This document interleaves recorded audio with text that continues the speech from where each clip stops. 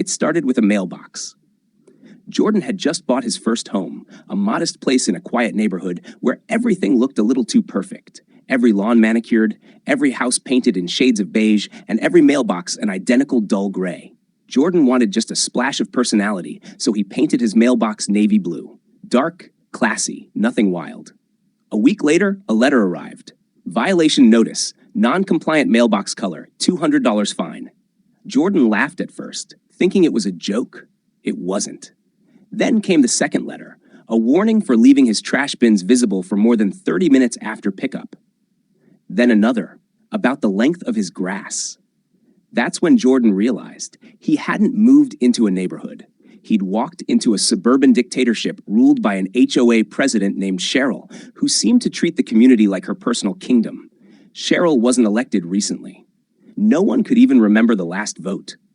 She hosted secret board meetings, issued fines like parking tickets, and approved security patrols, which was really just her nephew driving around in a golf cart.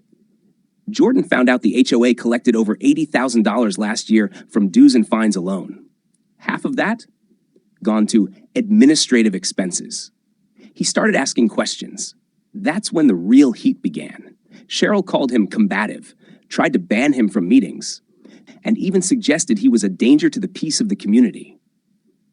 So Jordan did the one thing she didn't expect. He got organized. First, he launched an Instagram page, @HOAHell, where he anonymously posted HOA letters, petty infractions, and leaked budget documents. It took off. Neighbors began messaging him with their own horror stories. One was fined for planting sunflowers, another for having a gnome. Someone else got cited because their dog barked too often.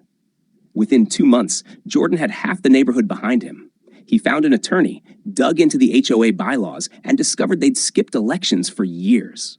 Legally, the board had no authority to exist. They just kept pretending they did. At the next annual meeting, Jordan didn't go alone. 20 neighbors showed up with him, holding printed records, screenshots, and signatures. When Cheryl tried to gavel the meeting into private session, Jordan stood up and read the bylaws aloud.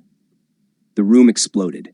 People demanded answers, demanded votes, demanded change. In one wild night, Cheryl and her cronies were removed. A vote passed to dissolve the HOA's enforcement powers and make membership voluntary. The board collapsed. The neighborhood didn't. Without the HOA, something strange happened. The lawn stayed tidy, but now kids played in the streets.